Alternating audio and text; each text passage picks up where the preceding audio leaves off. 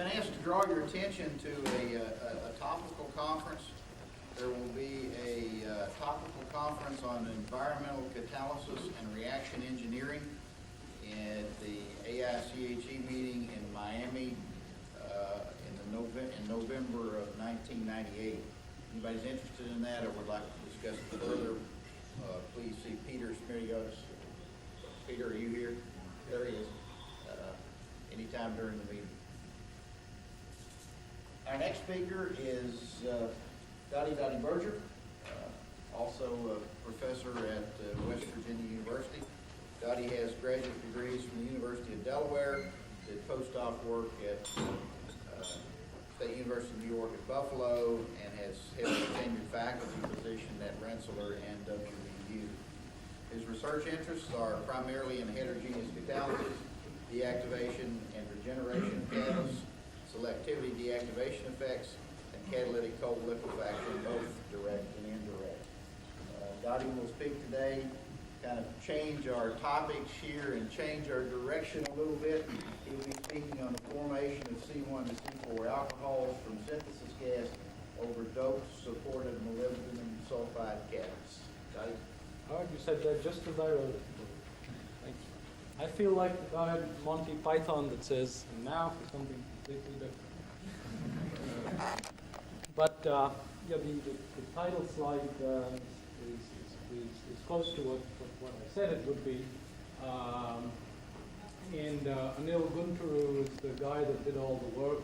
I'd like to acknowledge Gene Cropley, who was a member of Anil's committee and basically helped us with all of the statistical analyses. Ed Kugler basically set up all of the experimental work, and so since everybody else did all the work, it's only fair that I should be up here getting all the credit. And since I always forget to put the acknowledgement slide up at the back, I decided to put it up here. I'm very grateful to the Department of Energy. And I'd also like to acknowledge a couple of the people that are sitting in the audience that helped Anil with the experimental work, and that's Drs. Lee and Dr. Feng. They'll be presenting posters this afternoon on some of the continuation work that we're doing on similar but not identical catalysts that I would encourage you to go spend some time.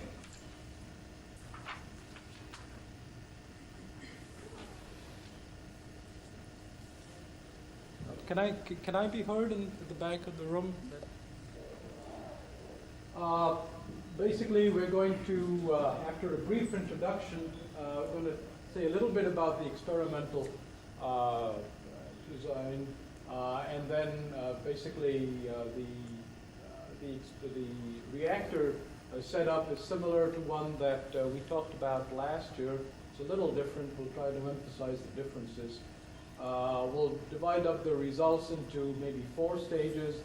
One is where we set up the reaction network and some of the results from what I call preliminary results from the statistics. And I have the question mark here after final, that I hope it's final, depending on the kinds of questions we get. Here we may want to change that. And then finally what we can glean from the numbers that we get. And finally a summary.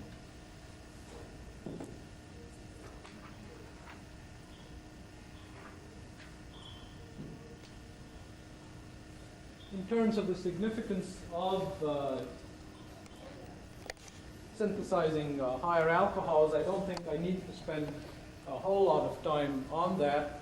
Basically, we use high molecular weight alcohols, or we expect to be using them as a primary constituent of reformulated gasoline. And synthesis gas is which is CO and hydrogen. That's a good way to be making high molecular weight alcohols. And I should probably define what I mean by high molecular weight alcohols, because it may be slightly different from what the next speaker might want to mention. But basically, I'm using the least restrictive definition of higher alcohols, and that is anything other than methanol. So Basically, in this case, we're going to be talking about C2, C3, C4, some C5 alcohols. The kinds of catalysts that have been used for higher alcohol synthesis are either modified methanol synthesis catalysts, and the trouble with these are sulfur sensitive, and then the molysulfide based, which are, in fact, they need to be pre-sulfided, so that suits the use of synthesis gas very nicely. That's what we're going to be using, is the molysulfide-based catalysts. Typically, one finds that for higher alcohol synthesis, you get an Anderson-Schultz-Flory distribution. The kinds of materials that we develop have given us basically linear alcohols, some branched. Other people have shown that a CO insertion mechanism is the one that appears to work, and that's where basically you generate a lower molecular weight alcohol, and that can either desorb into the gas phase, or you can have the insertion of CO, and after a multiplicity of steps, you get an adsorbed higher alcohol. The other thing I would like to emphasize here is our use of the internal recycle, or the Rotoberti reactor. That has some advantages and some disadvantages. The advantages are, of course, that we know the conditions inside the reactor are exactly the same as the outlet conditions, and so that's useful in terms of kinetics. The disadvantage is, of course, that it took us a significant amount of time to get this thing to the stage where we could get reliable data out of it. And it took O'Neill, I think, a fair amount of investment of time to get it working. But once it did, it turned out to be very useful. Finally, I'd like to mention that we have used statistics to design our experiments. Those of us that were here last year remember Madame Bassin's exhortations to that effect. And of course, I pointed out at the end of that talk that we were, in fact, using statistically designed experiments at that time. And so here's the proof of the pudding here.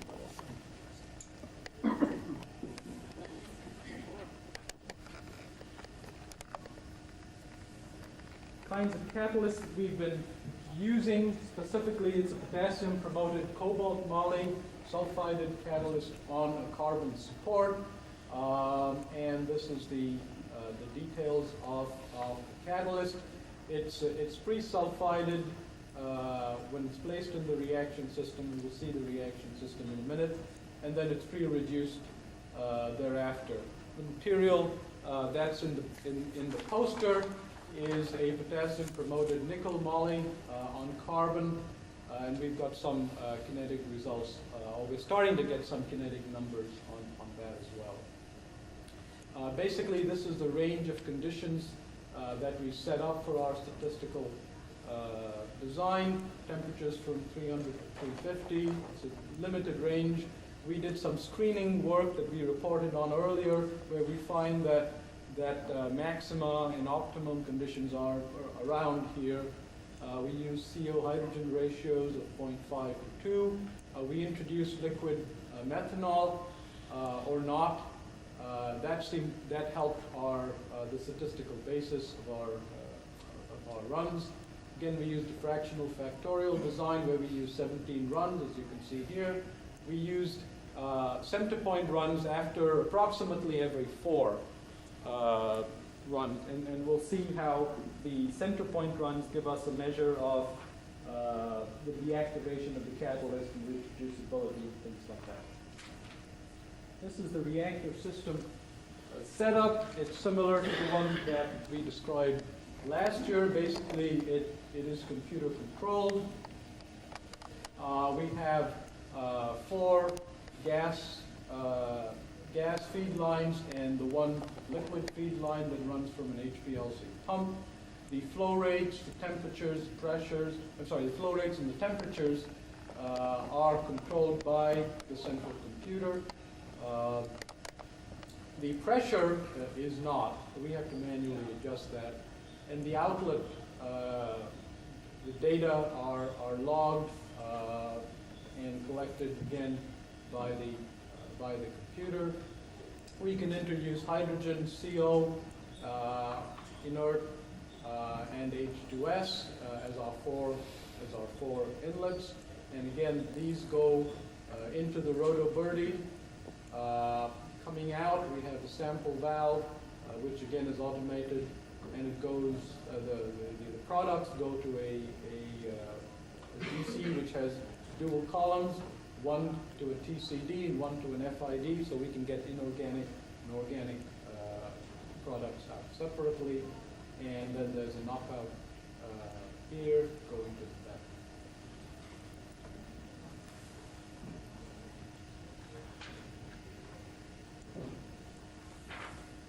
Some qualitative results first.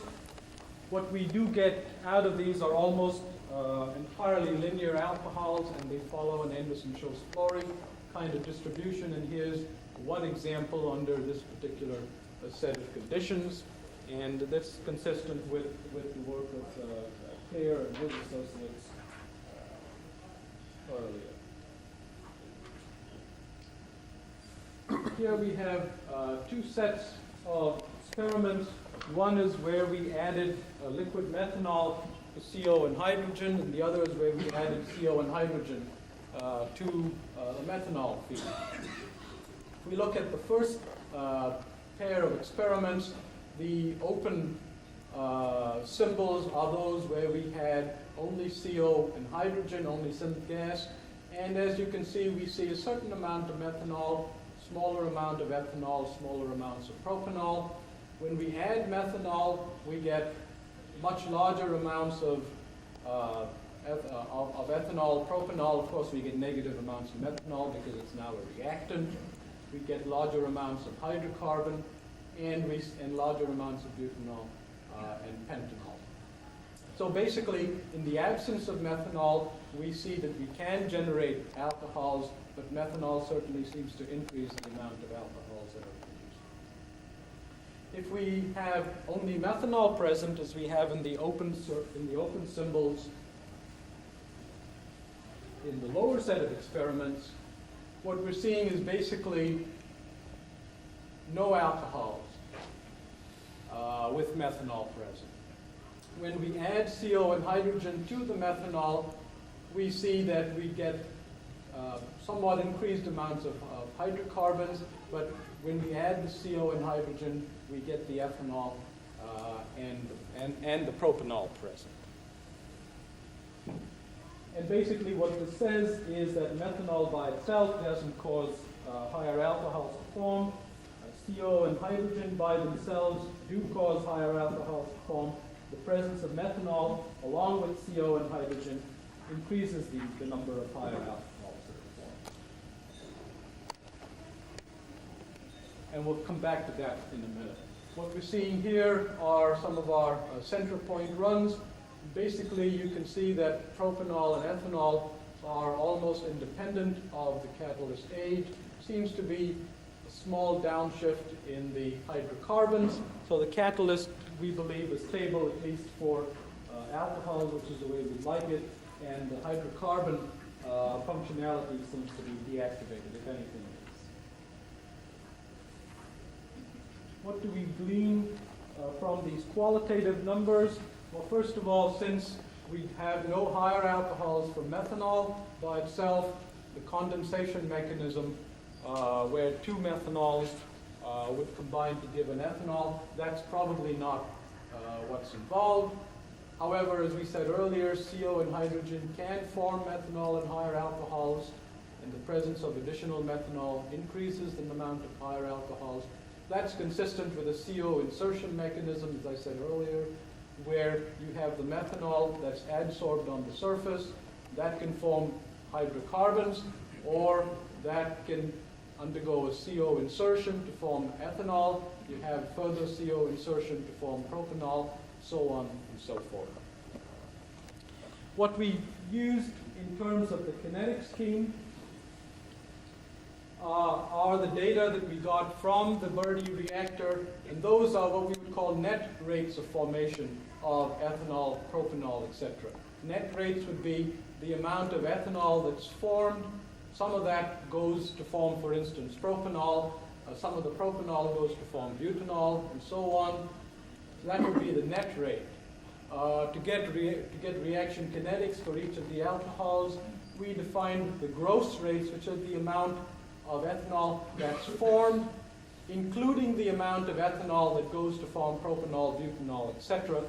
And since we operate on a mole basis, for every mole of propanol that's formed, we use up 1 mole of ethanol, and so on. So basically, let's say the gross rate of formation of propanol would be the net rate of formation of propanol plus the rates of formation of all higher alcohols, higher than propanol.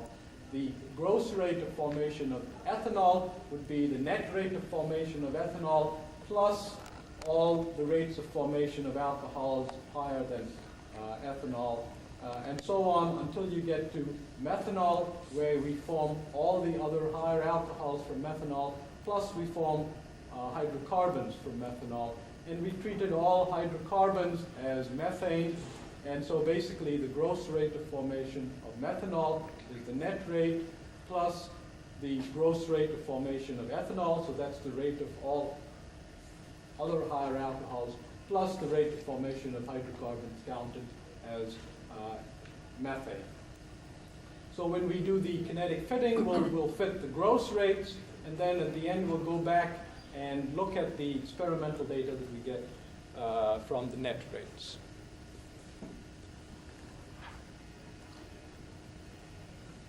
So we got the data as I indicated, and we fit these to a gross rate expression of this sort. You have the pre-exponential factor, the activation energy, and this is centered around the center point temperature, and the pi's here are non-dimensionalized with respect to the center point pressure.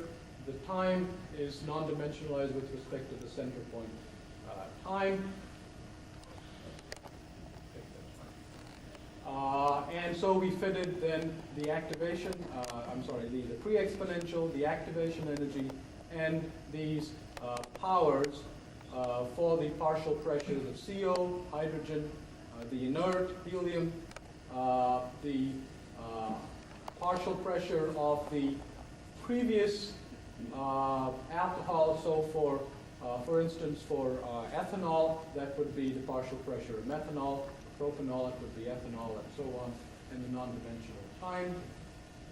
And we got all of these parameters that you see here. The values in the T column demonstrate the statistical significance. For something to be statistically significant, the value of T in absolute magnitude needs to be greater than 3. And what's shaded are the values that are not greater than 3. So basically, obviously, one expects the activation energy to be statistically significant.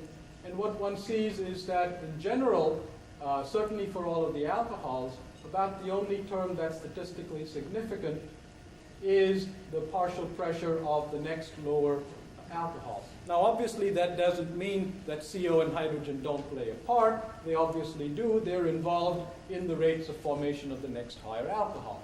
But in terms of the kinetics, it's the next lower alcohol that plays a role. For the hydrocarbons, we see also that the B term, which is hydrogen plays a marginally statistically significant role, and time plays a marginally statistically significant role. And that's what one would expect. We saw that there seemed to be something of a deactivation in terms of the alcohol.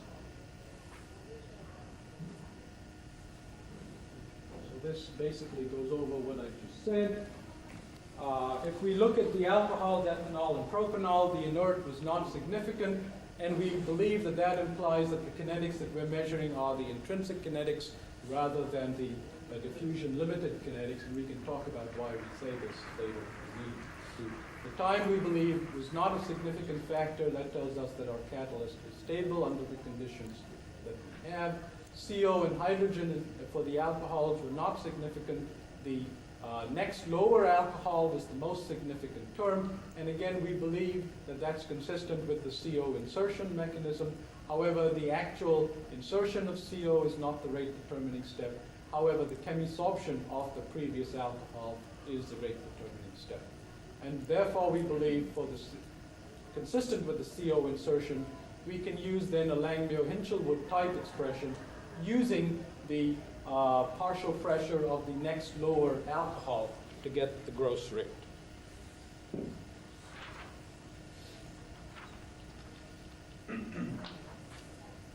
For methanol, we could not use the power law model because we were injecting methanol, and therefore we'd get negative rates of reaction, and you can't represent those with respect to power laws. We wrote this in terms of a Langmuir-Hinchelwood relation in terms of the forward rate and the reverse rate. And for hydrocarbons, again, following the same kinds of lines, we wrote in a Langmuir-Hinchelwood using methanol.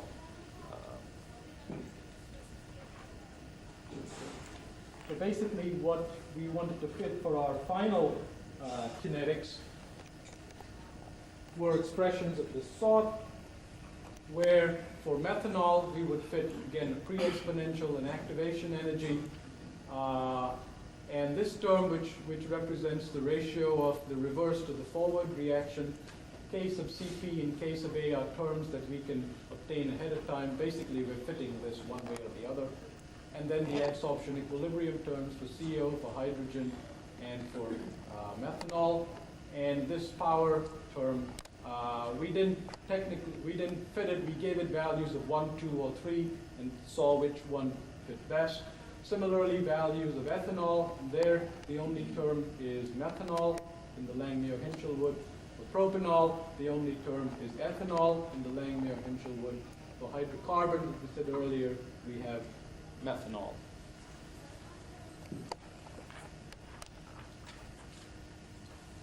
These are the numbers that we get to fit the parameters.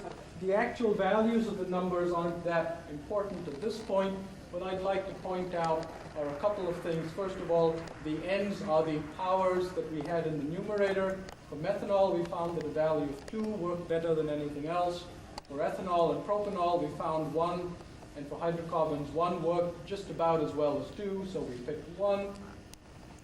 If we look at the methanol parameters, the K values were the adsorption equilibrium constants for hydrogen and for methanol, and this one for CO. We can see that these values are about an order of magnitude larger than the ones for CO. Again, that's kind of what we would expect. The values of C sub D that we have here tell us how good a fit we got, and one can see that the fit you get for hydrocarbons, for propanol, or ethanol, they're better than the fit that you get for methanol. This sounds kind of strange, but it's not. Remember, we're fitting the gross rates of methanol, and so all of the errors add up when you're getting methanol. So one would expect that wouldn't fit as well. Finally, it's time to see how well these fit the actual data that we had. So we went back from the gross rates to the net rates, and basically here you can see the net rate of ethanol depends on the gross rate of ethanol minus the gross rate of propanol. Similarly, the net rate of methanol depends on the gross rate of methanol minus the gross rate of ethanol, which includes the gross rate of everything else, minus the gross rates of the hydrocarbon. So you see that CO and hydrogen are, of course, involved in this, although not directly. How well do they fit? I put all 4 in this one slide. And the predicted on the vertical, observed on the horizontal, and basically they all seem to be fitting reasonably well. The hydrocarbons are kind of worrisome. They seem to be going off the trend here. I don't really understand that. But the other ones certainly fit pretty well. If we look at the numbers here, these are relatively small. In summary, we use an internal recycle reactor, the Roto-Verdi, to obtain kinetics of the higher alcohol synthesis from syngas. Products that we get are typically hydrocarbons and linear alcohols with an Anderson-Schiff fluorine. Methanol addition experiments are consistent with the CO insertion mechanism that was advanced by Claire and his group. We used first the power law kinetics for the preliminary analysis and the Langmuir-Hinchelwood kinetics for the final analysis. The power law kinetic data, the preliminary analysis tells us the catalyst is stable, maybe the hydrocarbons not quite. Tells us that methanol adsorption is the rate determining step, or the lower alcohol adsorption, this surely should be chemisorption, is the rate determining step. We used that to get Langmuir-Hinchelwood kinetics. What we observed was that hydrogen and methanol were the most strongly absorbed based on the adsorption equilibrium constants. We found a value of n equals 2 for methanol, n equals to 1 for everything else. And when we looked at the net rate data, the actual experimental data, we found a pretty good tip. So I thank you for your attention. I'll be glad to answer any questions.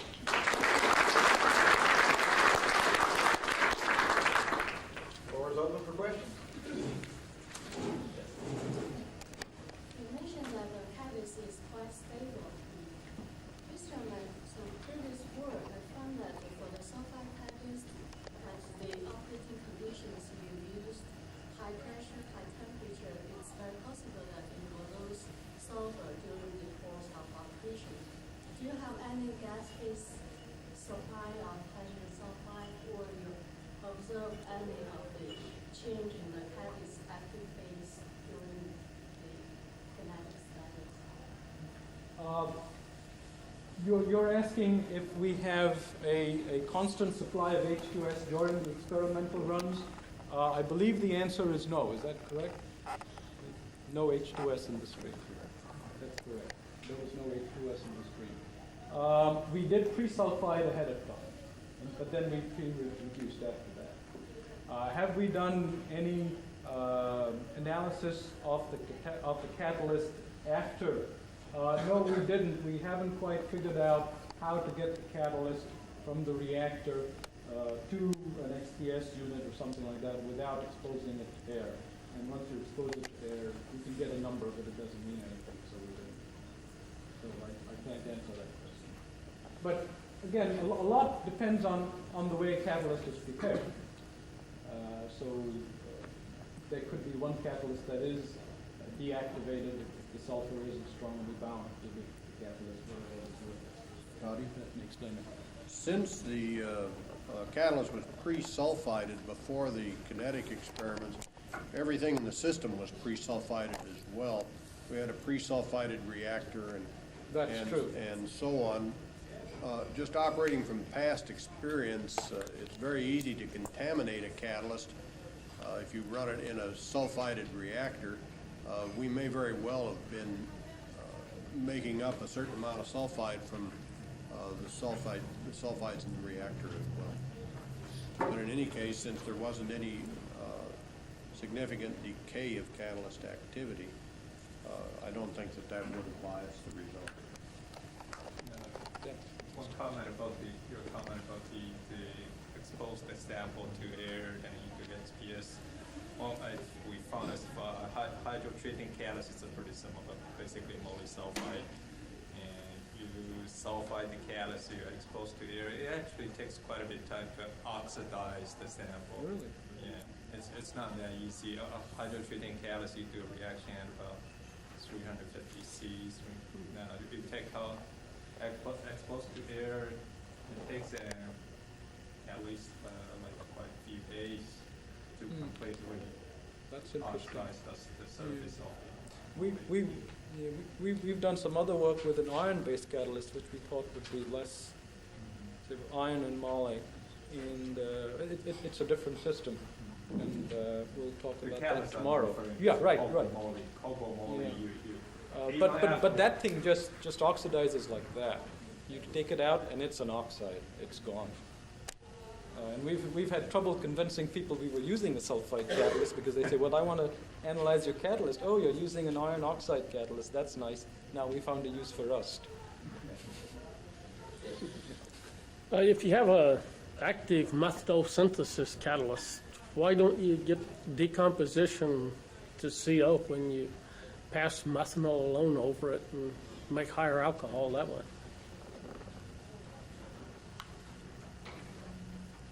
the reverse reaction of methanol synthesis. Right. Right. That's a good question.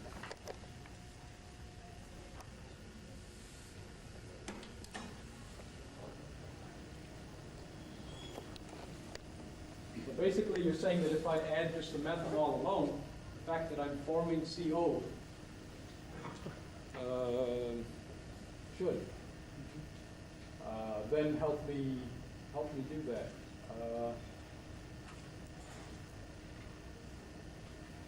It doesn't. I mean, what can I tell you? Yes, next I question. don't know. Maybe one of my colleagues has a better answer than mine. You know, possibly. Methanol chemisorbs very little on most methanol catalysts. As a consequence, the rate of decomposition would be expected to be slow. Even at that, though, there is enough chemisorption that the equilibrium can be attained, or at least approached.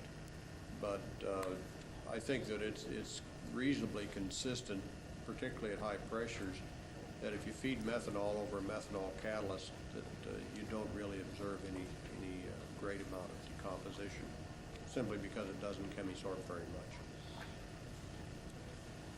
Yeah.